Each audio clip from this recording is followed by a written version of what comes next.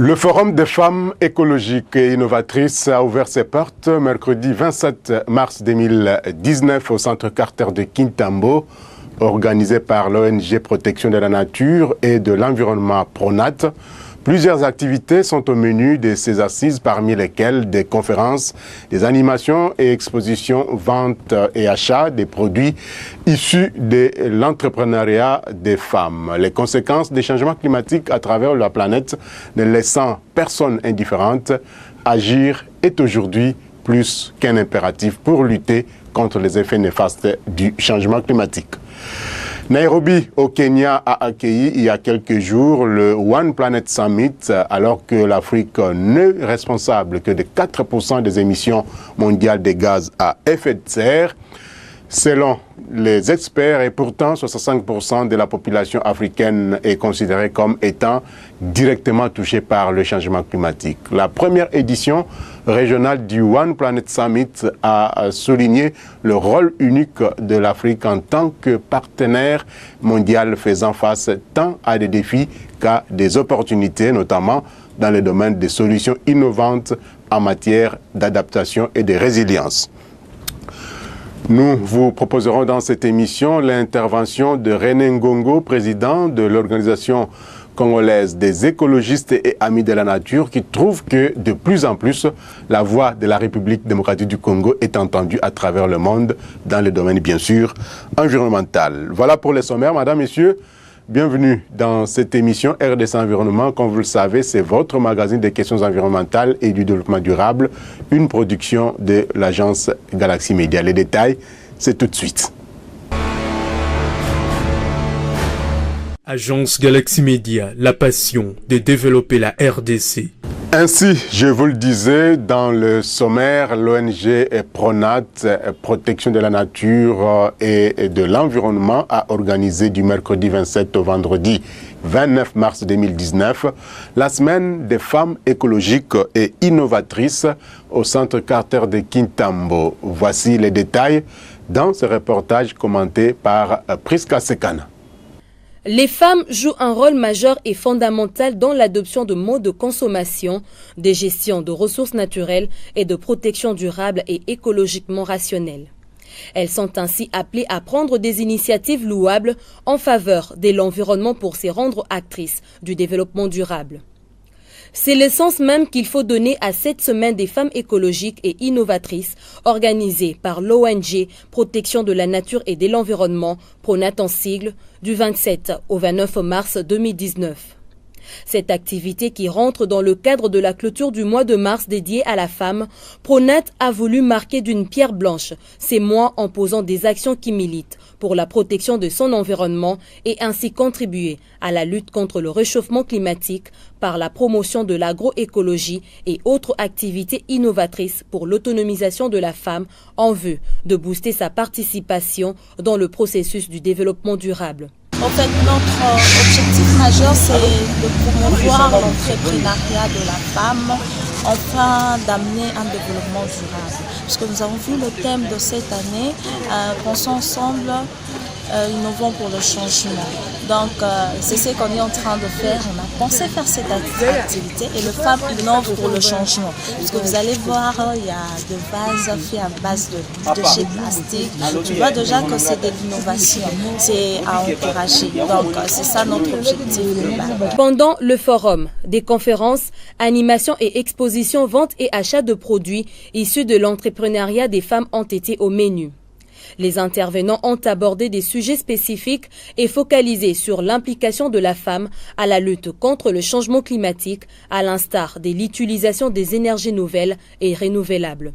Les femmes congolaises se sont mises debout pour la problématique sur la lutte contre le réchauffement climatique. C'est vraiment très encourageant de voir que la femme congolaise aujourd'hui elle est debout et elle est déterminée à participer dans ces grands combats.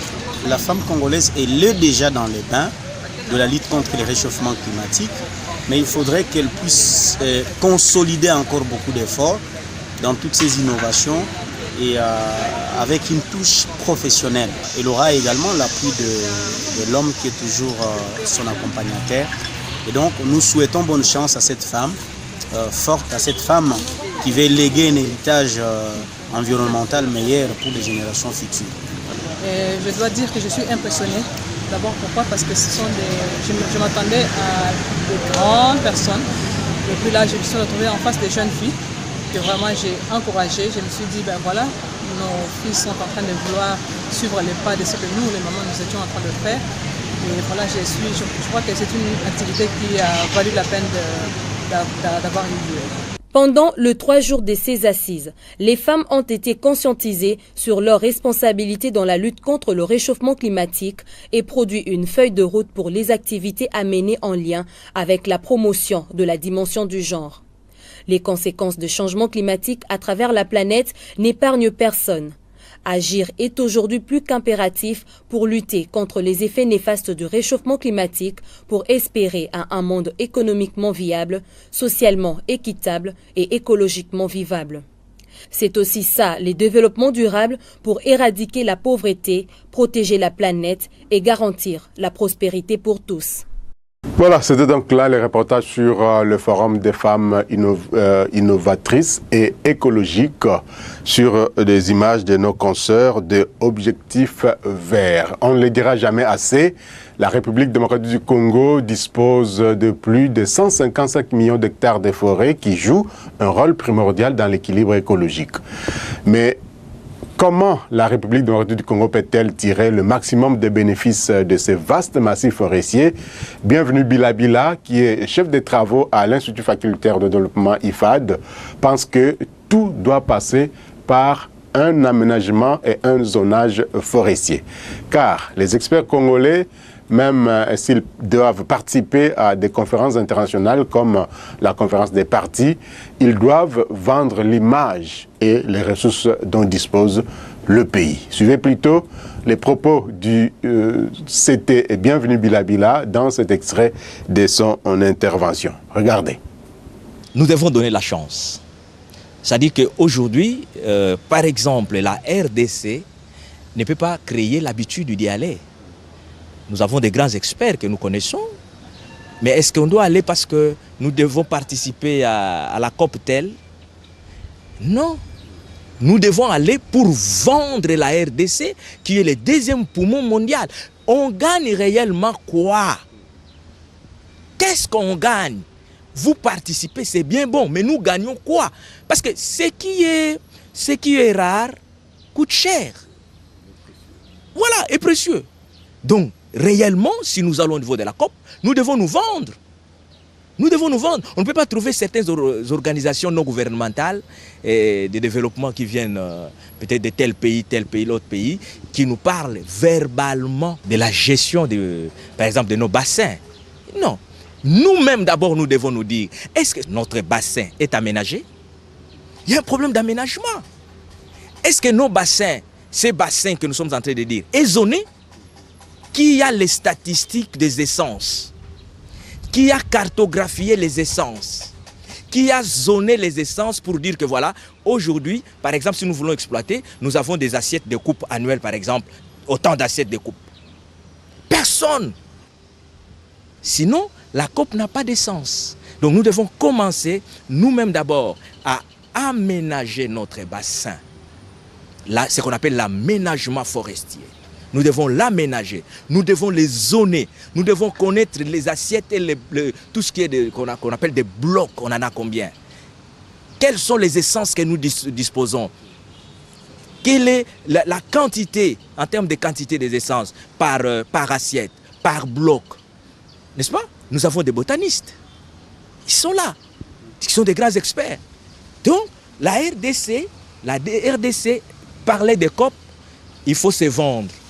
Pour se vendre, il faut avoir la clé en main. La clé, c'est l'aménagement d'abord. Parce que je me souviens, on a fait un débat sur la forêt équatoriale. La forêt équatoriale est dense. Non. Personne ne nous dit que Sahara, comme on dit les déserts des Sahara, et Dieu l'a créé désert. Archi faux. Archi faux. Sahara, les déserts des Sahara est devenu désert, donc Sahara est devenu désert suite à la mégestion, à l'exploitation non contrôlée des écosystèmes. Si Sahara avait zoné, Sahara avait des aménagements pour dire les remplacements. Nous venons de parler. C'est-à-dire qu'au niveau de la métropole occidentale, c'est-à-dire tu veux remplacer un arbre au niveau du petit boisé, c'est l'équivalent de $700. Donc, ça peut nous donner 19 millions de dollars l'an. C'est déjà beaucoup d'argent. Et c'est en termes maintenant, la grande gestion, c'est en termes de milliards. En termes de milliards. Ils ont compris que nous devons d'abord organiser, bien zoner, connaître, les botanistes sont là, connaître la quantité, qu'on peut dire, les effectifs par bloc et la valeur de toute essence. Parce que je ne peux pas vendre, par exemple, Wenge avec un bois de coffrage, Fromose, donner la même valeur de marché. Non. Chaque essence a sa valeur selon sa rareté. Et donc ça, ce sont des études à partir de l'aménagement que nous pouvons mener. Et là, nous disons, par exemple, au niveau de la COP, en dehors comme on peut dire, des services que la forêt peut nous rendre en termes de santé, des services que ça peut nous rendre en termes de microclimat, la séquestration des gaz, ainsi de suite. Voilà l'aménagement, la gestion peut nous amener à ceci ou à cela. Et nous pouvons gagner ceci ou cela. Sinon, c'est la routine. C'était donc là, bienvenue Bila, chef de travaux à l'IFAD, qui parlait du zonage et de l'aménagement forestier pour que la République démocratique du Congo puisse tirer le maximum de bénéfices de ces immenses ressources forestières. Autre chose à présent, l'Union internationale pour la conservation de la nature, UCN, a organisé dernièrement, ici même à Kinshasa, un atelier consacré à la restauration du paysage de la réserve de Mangaï grâce au projet Plus qui porte sur la restauration effective du paysage forestier, la méthodologie d'évaluation des opportunités de restauration et le dialogue sur l'utilisation des terres. La réserve de Mangaï, d'une superficie de 1 176 875 hectares, longtemps oublié et laissé à son triste sort, mais regorgeant une riche biodiversité à l'instar des hippopotames, peut donc être restaurée. Les résultats de ces projets ont été présentés et validés au cours de cet atelier. Nous avons approché les participants à ces assises. Voici leur réaction au micro de Christian Kenina. L'aménagement du territoire est en pleine réforme. Et que la réforme de l'aménagement du territoire est en droit de capitaliser toutes les informations ayant trait sur l'organisation, l'occupation et la gestion de l'espace national. Alors, le projet Plus ici travaille au niveau de Mangaï et en République démocratique du Congo. Et qu'au niveau de l'aménagement du territoire, on est en train de faire un travail avec les experts nationaux et des firmes internationaux pour élaborer certains instruments et outils de planification spatiale. Alors par rapport à ça, il faut élaborer la loi. Il faut élaborer la politique nationale sur l'aménagement du territoire. Il faut élaborer le schéma national d'aménagement du territoire. Il faut élaborer des guides méthodologiques devant permettre aux gouvernements provinciaux et aux ETD d'élaborer plus tard leur plan d'aménagement. Alors, comme on peut le dire, on peut le comprendre, le plan d'aménagement, c'est la représentation des affectations sur un espace à une échelle donnée. Alors, les informations du projet Plus nous intéressent parce que d'abord, nous devrons localiser ces activités. De deux, nous devrons capitaliser la méthodologie qu'eux utilisent pour le dialogue. Nous ne travaillons pas dans une île, mais qu'on travaille en collaboration avec plusieurs partenaires avec le même objectif pour restaurer les terrains dégradés au niveau des zones tampons de la forêt équatoriale. Pour l'instant, nous avons reboisé 2000 hectares. C'était une période d'étude aussi, en fait, pour voir qu'est-ce qui est possible, quelles plantes poussent dans la savane, laquelle ne fonctionne pas. Nous avons étudié beaucoup, nous avons appris beaucoup dans cette période. Notre souci, c'est pour agrandir maintenant, dans une échelle plus large, pour atteindre 50 000 hectares de reboisement. Mais nous ne sommes pas capables pour le faire avec nos propres fonds.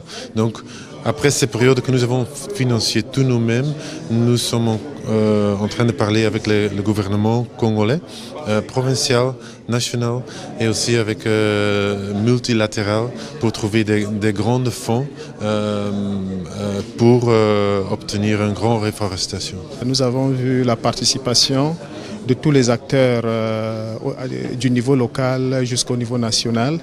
La participation de ces acteurs n'était pas seulement une participation passive.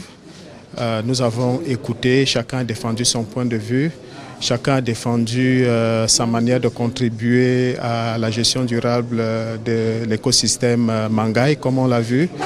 C'est un écosystème qui se présente en deux faces. Il y a la partie nord qui est suffisamment moins dégradée que la partie sud. Et le travail du projet Plus était donc de mettre en place déjà cette structure de gouvernance qui permet, n'est-ce pas, de rassembler toutes les forces vives de cet écosystème, de les amener à développer la façon commune de gérer cet écosystème. Et puis cela a permis donc d'asseoir cette structure de gouvernance au niveau local. L'autre aspect également, c'était de voir un peu d'évaluer les opportunités de restauration. Les opportunités de restauration, c'est quoi?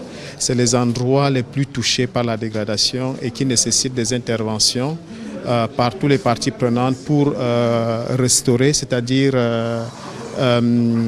travailler pour que cette partie devienne encore fonctionnelle.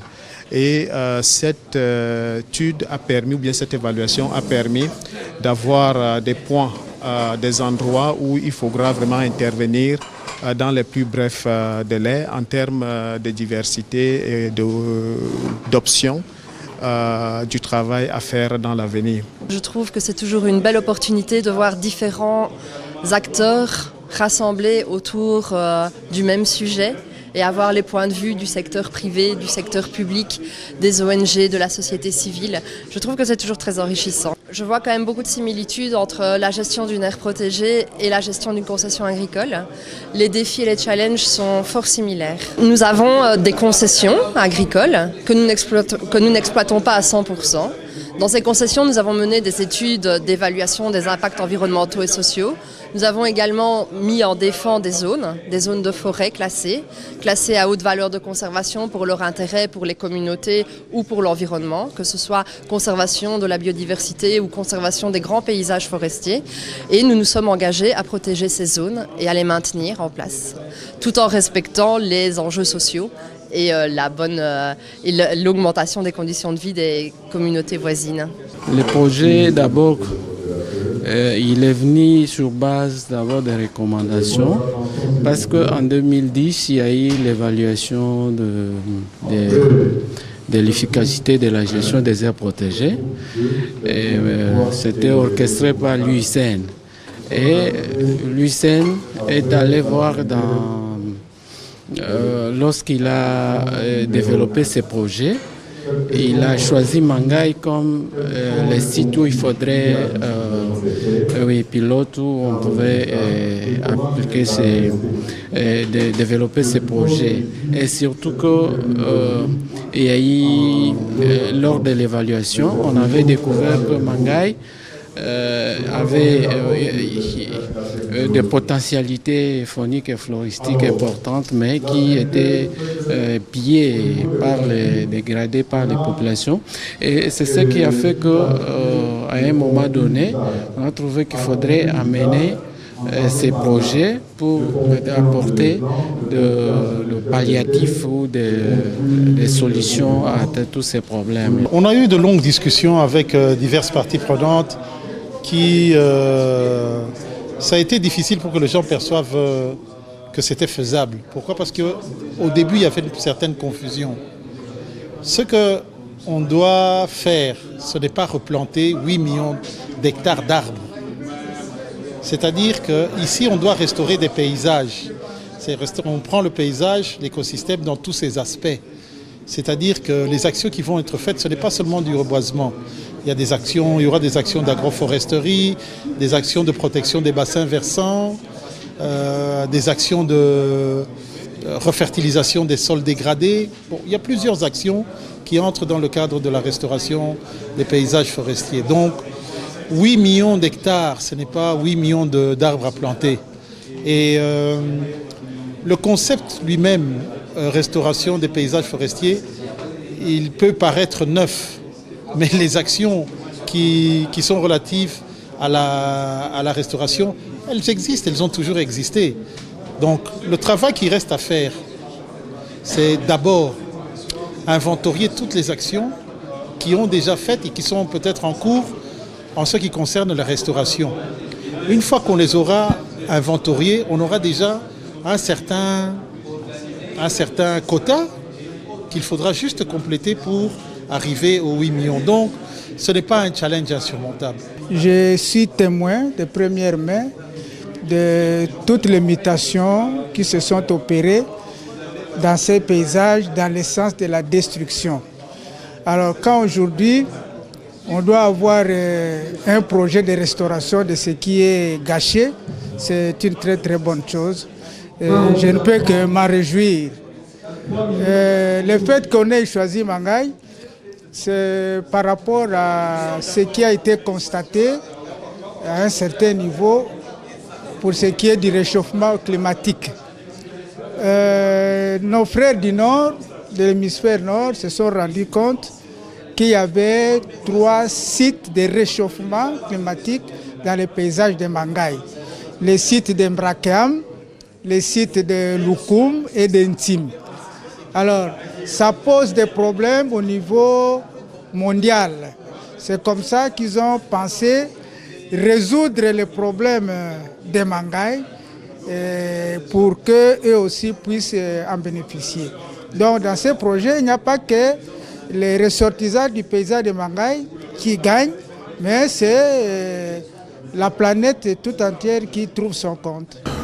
Vous avez suivi avec nous à travers les médias le One Planet Summit qui a été organisé à Nairobi, capitale de la République du Kenya. C'était du 11 au 14 mars dernier. Ce sommet a rassemblé des dirigeants, des chefs d'entreprise et des personnalités inspirantes de la jeunesse et de la société civile qui ont présenté des réalisations concrètes et des initiatives novatrices, suscitant, n'est-ce pas, des nouvelles coalitions et de nouveaux engagements dont l'engagement de l'Afrique appelé Africa Pledge, une série d'engagements en faveur du développement des entreprises et des énergies renouvelables ainsi que de la protection de la biodiversité. Le président de la République, Félix-Antoine Tshisekedi, a pris part à ces assises lors des panels. Ce sommet a mis l'accent, entre autres, sur 2 domaines prépondérants. Il y a l'accès aux énergies renouvelables et la protection des écosystèmes en Afrique, afin bien sûr d'encourager et de soutenir une croissance durable tout en améliorant la résilience des populations qui sont vulnérables. Les chefs d'État et de gouvernement, ministres, organisations de la société civile, organisations financières et de coopération, institutions de recherche et établissements universitaires, membres du secteur privé et communautés locales réunies à Nairobi ont donc lancé l'appel à l'action de Nairobi pour la conservation et la préservation des forêts en Afrique. Les banques multilatérales et de développement prennent également des mesures en faveur du climat en Afrique, ce qui a d'ailleurs poussé la Banque africaine de développement BAD à promettre 25 milliards de dollars américains d'ici à 2025. Ainsi, je vous propose de suivre l'interview que notre équipe de reportage a réalisée avec René Ngongo, qui est président de l'Organisation congolaise des écologistes et amis de la nature Océan, qui parle d'abord de l'intervention du président de la République avant de parler des défis, des enjeux et autres aspects environnementaux qui concernent la République démocratique du Congo. René Ngongo est ici interviewé par Geneviève Mizegele. Pendant très longtemps, nous avons déploré l'absence de la RDC à un plus haut niveau de représentation dans les forums où se prennent les engagements très importants sur la survie de la planète, notamment sur les questions de changement climatique. Et c'est comme ça que nous avons salué les sorties du chef de l'État, surtout la dernière où il a participé au One Planet Summit qui s'est tenu à Nairobi. C'est la 3e rencontre du genre et c'est la première fois qu'il y ait une représentation au plus haut niveau du pays. Donc à travers notre chef de l'État, nous ne pouvons qu'apprécier cela, surtout que pendant très longtemps, notre pays a été absent dans ces enjeux et quand la nature a horreur du vide, souvent cette place, le leadership du bassin du Congo, qui devait normalement revenir à la RDC, est occupé par d'autres pays parce que le pays qui a plus de 60% des bassins du Congo, qui est le 2e poumon écologique de la planète, qui a autant de potentialités en termes de tourbières, qui joue un rôle très important en termes de séquestration de carbone. La solution, une partie du moins de la solution sur le climat se trouve dans notre pays et il est important que lorsqu'on décide sur ces questions, sur l'avenir de la planète, que nous soyons représentés à un plus haut niveau. Vous venez de souligner que la présence du nouveau chef de l'État dans ces rencontres, comment avez-vous apprécié son discours? Il faut reconnaître que même les journalistes et d'autres chefs d'État n'étaient pas habitués à voir un chef d'État congolais dans ce genre de rencontres. Donc ça fait qu'il a pratiquement volé la vedette au pays organisateur. Il y a eu son discours qui a retracé les attentes et les potentialités de la RDC par rapport à ces questions sur le climat, tout en rappelant les potentialités que nous avons. Et il y a eu, je déplore que ce discours, au fait, n'a pas été trop médiatisé. C'est par contre que l'interview qu'il a eu pendant presque 3 minutes avec un journaliste spécialisé sur les questions du climat, où le chef d'État a abordé en quelques minutes l'essentiel de son message. J'ai retenu qu'il a parlé de développement durable, qui est une très bonne chose. Il a parlé de la pauvreté, qui est une des causes de la dégradation et même de la déforestation.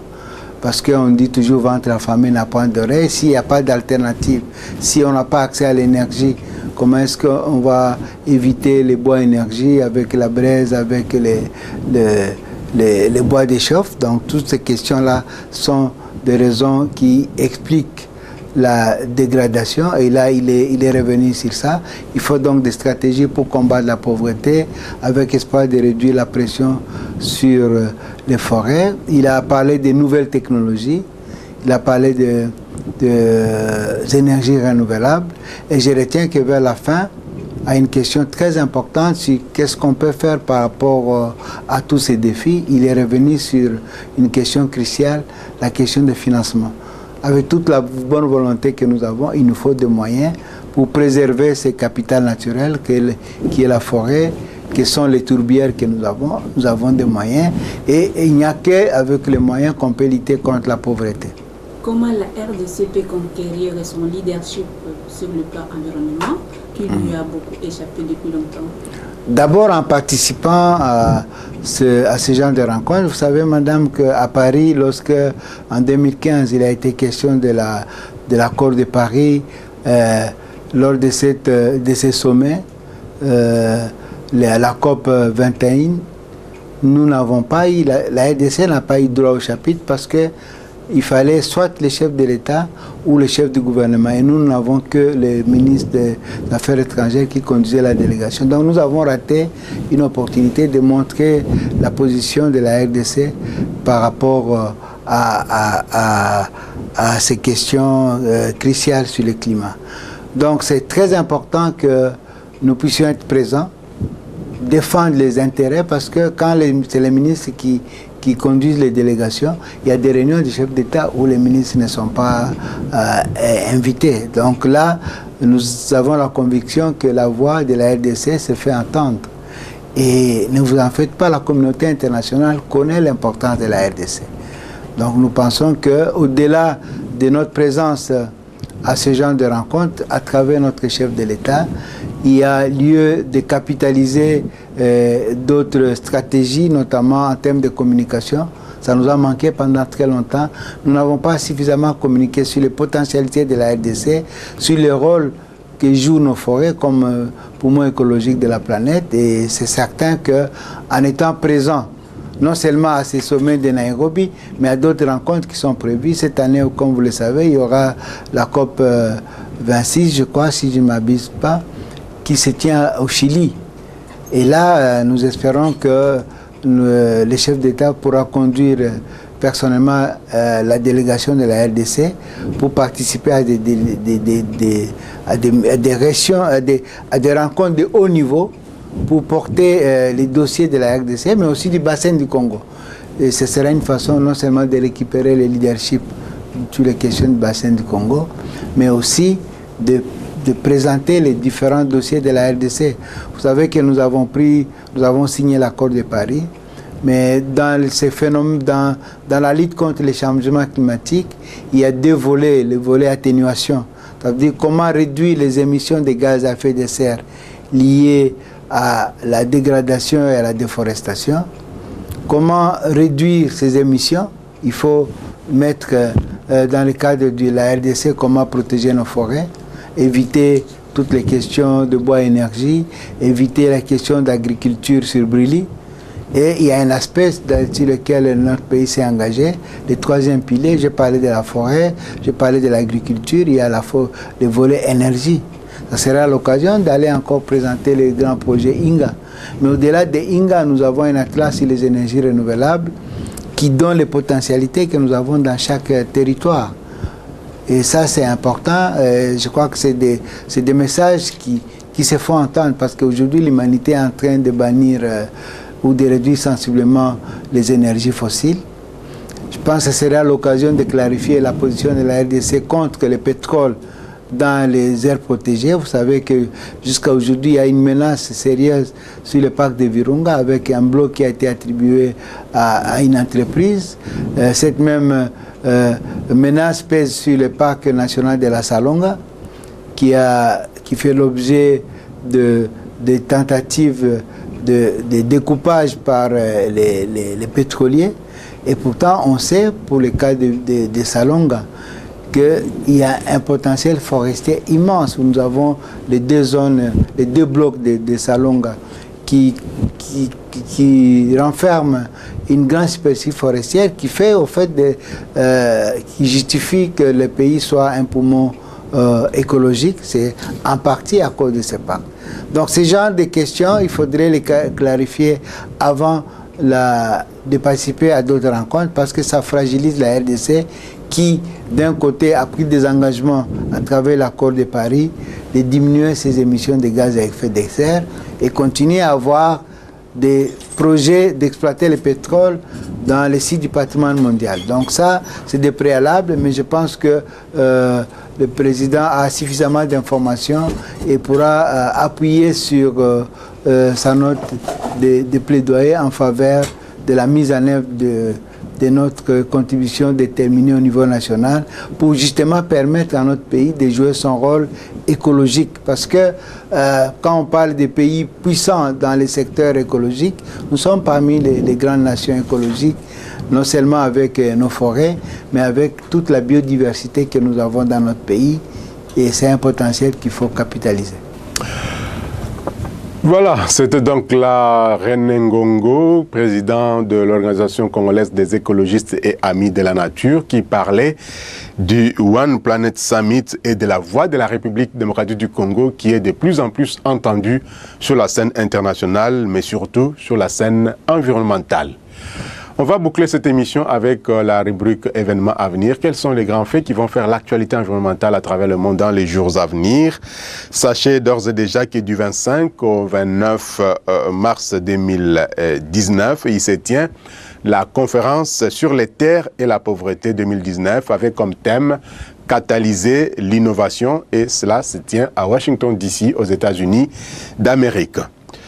Du 1er au 4 avril 2019, avec Océan Vision 2019, il va se tenir le sommet sur le climat. Ce sera à Atlanta, Géorgie, aux États-Unis d'Amérique.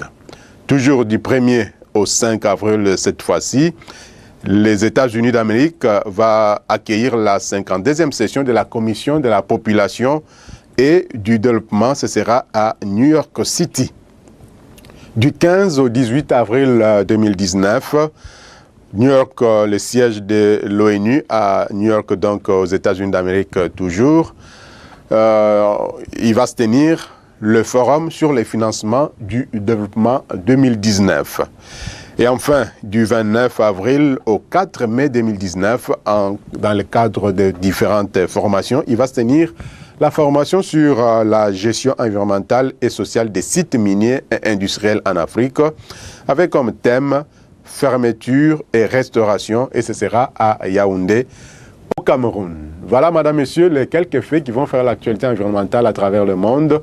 Nous serons gré vous donner d'autres détails par rapport à tous ces événements, mais d'ici là, portez-vous bien et prenez soin de vous, prenez soin de votre environnement. Merci à Geneviève Mizegele, à Patience Vumilia et à Christian Kenina, sans oublier Priska Sekana et Guilhem Zembe de Gonza. Quant à moi, je vous dis au revoir et à très bientôt pour d'autres aventures environnementales dans cette émission RDC Environnement. Au revoir et à très bientôt.